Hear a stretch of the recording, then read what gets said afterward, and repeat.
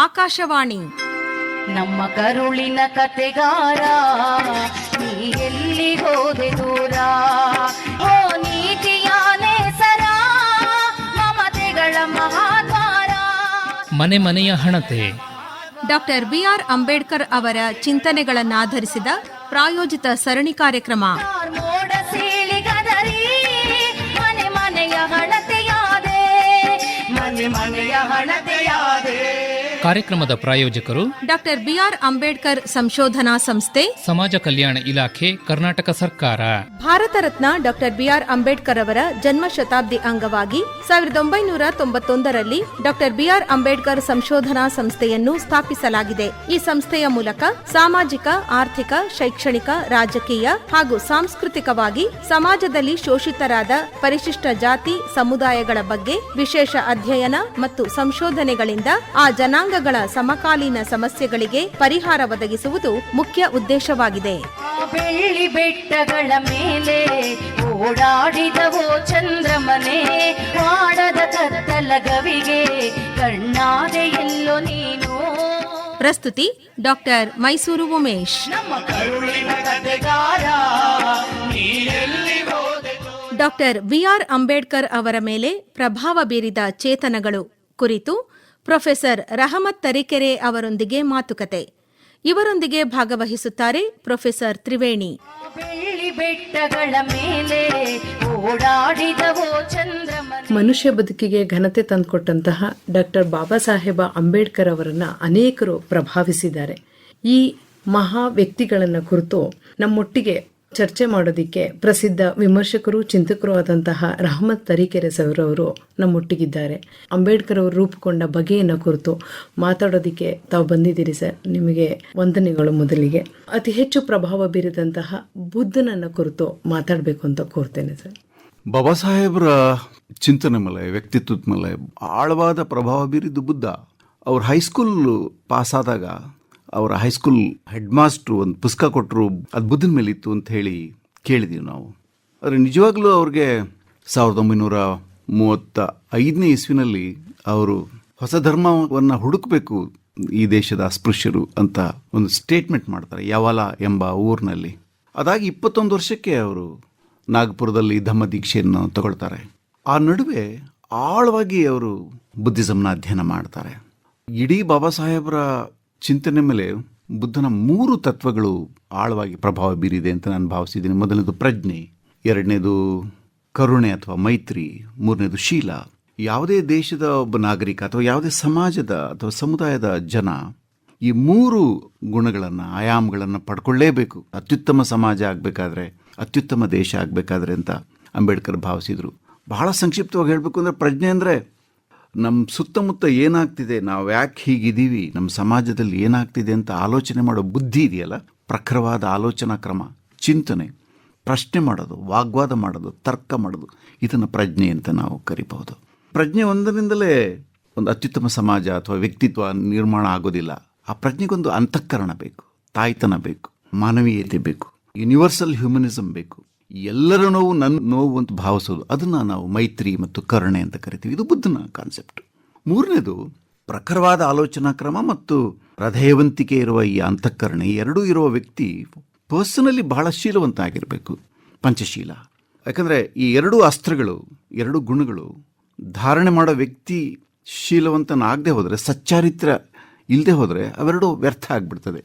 ಈ 3 ಗುಣಗಳನ್ನು ಬಾಬಾ ಸಾಹೇಬರು ಬುದ್ಧನಿಂದ ಪಡೆದರು, ಬುದ್ಧಿಸಮ್ನಿಂದ ಪಡೆದರು ಅಂತ ಹೇಳಿ ನಾನಾದರೂ ತಿಳ್ಕೊಂಡಿದ್ದೇನೆ.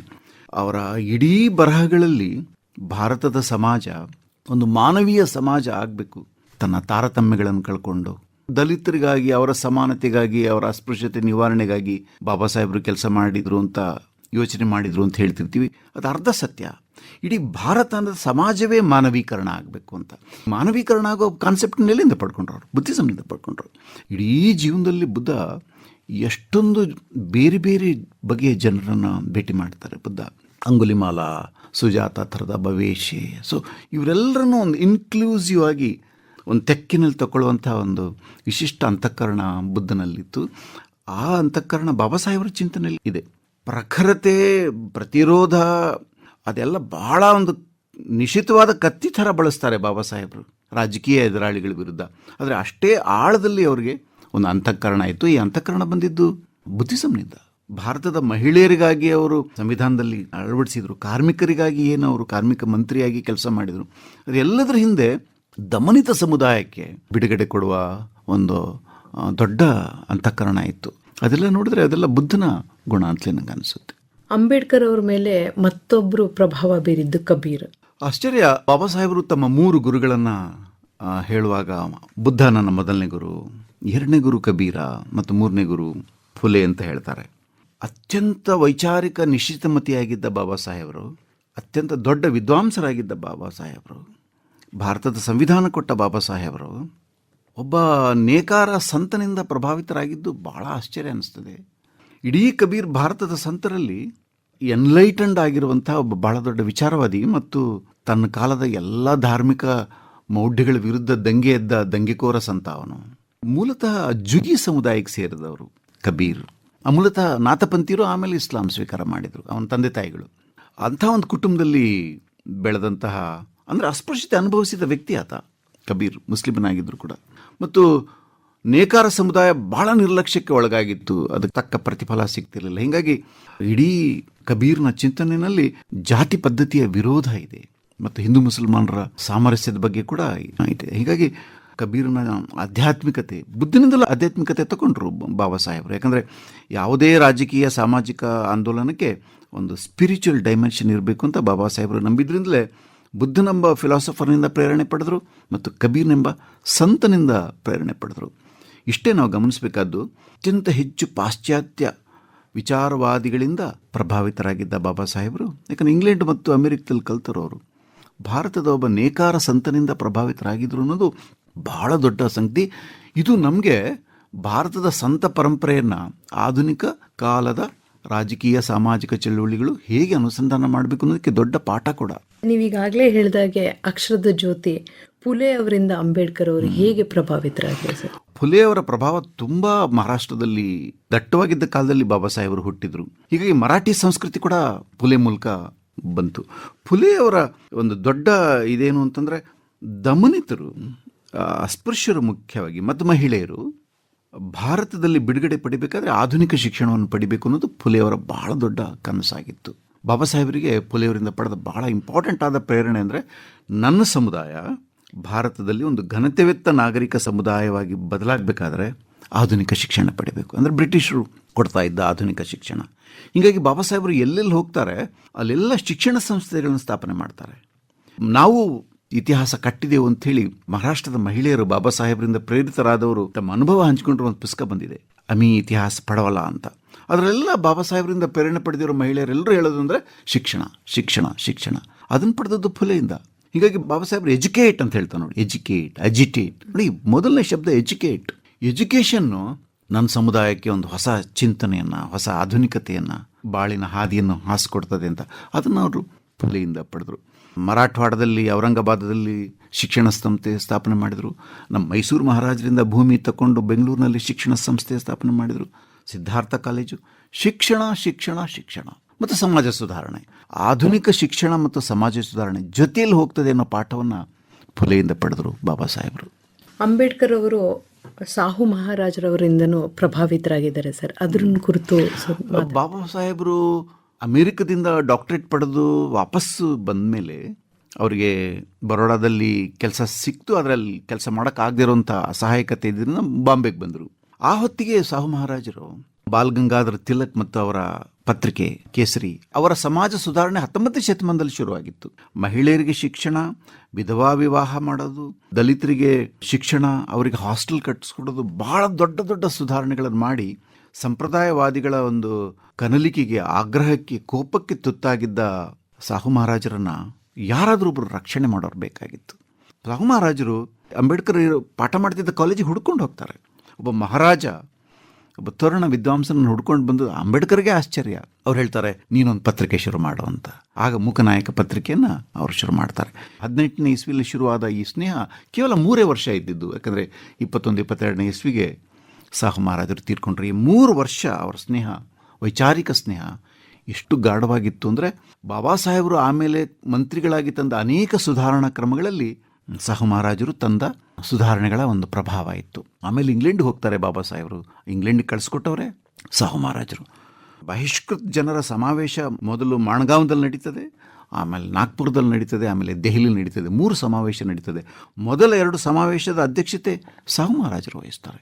ಕೊನೆ ಸಮಾವೇಶ ಮಾಡುವಾಗ ದೆಹಲಿನಲ್ಲಿ ಬಾಬಾ ಸಾಹೇಬರು ಇಂಗ್ಲೆಂಡಲ್ಲಿ ಇರ್ತಾರೆ. ಅವರು ಆ ಸಮಾವೇಶದ ಭಾಷಣ ಭಾಳ ಚೆನ್ನಾಗಿದೆ. ನಾನೊಬ್ಬ ದೊರೆ, ನಾನು ಹೇಳ್ತಾ ಇದ್ದೀನಿ, ನನ್ನನ್ನು ನಿಮ್ಮ ಸೇವಕ ಅಂತ ತಿಳ್ಕೊಳ್ಳಿ, ನಾನು ನಿಮ್ಮ ಸೇವೆ ಮಾಡೋಕ್ಕೆ ರೆಡಿ ಇದ್ದೀನಿ. ನಿಮ್ಮ ನಾಯಕ ಅಂಬೇಡ್ಕರ್, ಅವರನ್ನ ನಾಯಕ. ಅವನು ಇವತ್ತಿರಬೇಕಾಗಿತ್ತು, ಆ ತರುಣ ಇವತ್ತು ಈ ಸಭೆಯಲ್ಲಿ ಅಧ್ಯಕ್ಷತೆ ವಹಿಸಬೇಕಾಗಿತ್ತು. ಅಷ್ಟು ಸ್ನೇಹ ಅವ್ರದ್ದು, ಅದನ್ನು ವೈಚಾರಿಕ ಸ್ನೇಹ ಅಂತ ಕರಿಬೋದು. ಬಾಬಾ ಸಾಹೇಬರು ಆಮೇಲೆ 3-4 ದಶಕಗಳಲ್ಲಿ ಮಾಡಿದ ಕೆಲಸದ ಹಿಂದೆ ಸಾಹು ಮಹಾರಾಜರಿದ್ದಾರೆ. ಮೊದಲಿಗೆ ಅಮೆರಿಕಕ್ಕೆ ಗಾಯಕ್ವಾಡರು ಕಳಿಸ್ಕೊಡ್ತಾರೆ ಬಾಬಾ ಸಾಹೇಬರಿಗೆ ಕೊಲಂಬಿಯಾ ವಿಶ್ವವಿದ್ಯಾಲಯಕ್ಕೆ. ಅದಕ್ಕಿಂತ ಮೊದಲು ಎಲ್ಫಿಸ್ಟನ್ ಕಾಲೇಜ್ಗೆ ಪದವಿ ಓದಲಿಕ್ಕೆ ತಿಂಗಳಿಗೆ $11,500 ಸ್ಕಾಲರ್ಶಿಪ್ ಕೊಟ್ಟು ಕಳಿಸಿದ್ದು ಗಾಯಕ್ವಾಡರು. ಗಾಯಕ್ವಾಡರು ಬೇಸಿಕಲಿ ಮರಾಠಿ ಮೂಲದವರು, ಬರೋಡಾದಲ್ಲಿದ್ದರೂ ಕೂಡ ಮರಾಠಿ ಮೂಲದವರು. ಮರಾಠಿ ಯುವಕನಾಗಿದ್ದಂತಹ ಅಂಬೇಡ್ಕರ್ಗೆ ಅವರು ಕೂಡ ಸಾಹು ಮಹಾರಾಜರ ಹಾಗೆಯೇ ಫುಲೆಯಿಂದ ಪ್ರಭಾವಿತರಾಗಿದ್ದವರು ಮತ್ತು ತಮ್ಮ ರಾಜ್ಯದಲ್ಲಿ ಬಹಳಷ್ಟು ಸಾಮಾಜಿಕ ಸುಧಾರಣೆ ಮಾಡಿದ್ರು. ಅದರಲ್ಲಿ ಒಂದು ಸುಧಾರಣೆ ಏನು ಅಂದರೆ ದಲಿತ ವಿದ್ಯಾರ್ಥಿಗಳಿಗೆ ಸ್ಕಾಲರ್ಶಿಪ್ ಕೊಡೋದು, ಅವ್ರಿಗೆ ವಿದ್ಯಾಭ್ಯಾಸಕ್ಕೆ ವಿದೇಶಕ್ಕೆ ಕಳಿಸಿಕೊಡೋದು. ಈ 3 ಪ್ರಗತಿಪರ ದೊರೆಗಳು, ನಾಲ್ವಡಿ ಕೃಷ್ಣರಾಜ ಒಡೆಯರ್, ಬರೋಡಾದ ಗಾಯಕ್ವಾಡರು ಮತ್ತು ಸಾಹು ಮಹಾರಾಜರು, ಈ 3 19 ಮತ್ತು 20ನೇ ಶತಮಾನದಲ್ಲಿ ಬಹಳ ಪ್ರಗತಿಶೀಲ ದೊರೆಗಳಾಗಿದ್ದವರು. ಬಾಬಾ ಸಾಹೇಬ್ರ ಮೇಲೆ ಈ 3 ಪ್ರಭಾವ ಕೂಡ ಇದೆ. ಮತ್ತೆ ಪ್ರೊಫೆಸರ್ ಲಕ್ಷ್ಮೀ ನರಸು ಅವರ ಪುಸ್ತಕ ಅವ್ರ ಮೇಲೆ ಹೆಚ್ಚು ಪ್ರಭಾವ ಬೀರಿದೆ ಅಂತ ಕೇಳಿದ್ದೇನೆ ಸರ್. ಲಕ್ಷ್ಮೀ ನರಸು ಮದ್ರಾಸ್ನಲ್ಲಿ ಫಿಸಿಕ್ಸ್ ಮತ್ತು ಕೆಮಿಸ್ಟ್ರಿ ಪ್ರೊಫೆಸರ್ ಆಗಿದ್ದವರು. ಎಸೆನ್ಸ್ ಆಫ್ ಬುದ್ಧಿಸಮ್ ಅಂತ ಒಂದು ಪುಸ್ತಕ ಬರೀತಾರೆ. ಇದಕ್ಕೆ ಕಾರಣ ಅವ್ರ ಗುರುಗಳು. ಲಕ್ಷ್ಮೀ ನರಸು ಗುರುಗಳು ಯಾರು ಅಂದರೆ ಅಯೋಧ್ಯದಾಸ್ ಅಂತ. ಪರಯನ್ ಸಮುದಾಯಕ್ಕೆ ಸೇರಿದ ಅಯೋಧ್ಯದಾಸರು 19ನೇ ಶತಮಾನದಲ್ಲೇ ಪರಯನರ ಬಿಡುಗಡೆಗಾಗಿ ಧಮ್ಮ ಬಿಡುಗಡೆ ಹಾದಿ ಅಂತ ಹೇಳಿದವರು. 56ನೇ ಇಸ್ವಿಲಿ ಬಾಬಾ ಸಾಹೇಬರು ಧಮ್ಮ ದೀಕ್ಷೆ ತಗೊಳ್ಳೋದಕ್ಕೆ ಹಿಂದೆ ಅಯೋಧ್ಯದಾಸರು ಮತ್ತು ಈ ಲಕ್ಷ್ಮೀ ನರಸು ಇದ್ದಾರೆ. ಆ ಎಸೆನ್ಸ್ ಆಫ್ ಬುದ್ಧಿಸಮ್ ಪುಸ್ತಕನ ಬಾಬಾ ಸಾಹೇಬರು ಬಹುಶಃ 1948ರಲ್ಲಿ ಅಂತ ಕಾಣ್ತದೆ. ಇಷ್ಟು ಒಳ್ಳೆ ಪುಸ್ತಕ ನನಗೆ ಇದುವರೆಗೆ ನಾನು ಓದೋಕ್ಕಾಗಲಿಲ್ಲ, ಈಗ ಓದ್ತಾ ಇದ್ದೇನೆ. ಬಹಳ ಒಳ್ಳೆ ಪುಸ್ತಕ ಇದು ಅಂತ ಹೇಳಿ ಮತ್ತೆ ರೀಪ್ರಿಂಟ್ ಮಾಡ್ತಾರೆ ಮತ್ತು ವಿಸ್ತಾರವಾದ ಮುನ್ನಡೆ ಬರೀತಾರೆ. ಅಂಬೇಡ್ಕರ್ ಅವ್ರನ್ನ ಪ್ರಭಾವಿಸಿದಂತಹ ವ್ಯಕ್ತಿಗಳ ಬಗ್ಗೆ ಮಹತ್ವದ ಮಾಹಿತಿಯನ್ನು ತಿಳಿಸ್ಕೊಟ್ಟಿದ್ದೀರಾ ಸರ್. ತಮಗೆ ಹೃದಯಪೂರ್ವಕ ಧನ್ಯವಾದಗಳು. ಧನ್ಯವಾದ. ಬರೆದ ಆ ಕವನ ಹೋರಾಟವೇ ನಿನ್ನ ಜೀವ. ಡಾಕ್ಟರ್ ಬಿಆರ್ ಅಂಬೇಡ್ಕರ್ ಅವರ ಮೇಲೆ ಪ್ರಭಾವ ಬೀರಿದ ಚೇತನಗಳು ಕುರಿತು ಪ್ರೊಫೆಸರ್ ರಹಮತ್ ತರೀಕೆರೆ ಅವರೊಂದಿಗೆ ಮಾತುಕತೆ ಕೇಳಿದಿರಿ. ಇವರೊಂದಿಗೆ ಭಾಗವಹಿಸಿದ್ದವರು ಪ್ರೊಫೆಸರ್ ತ್ರಿವೇಣಿ.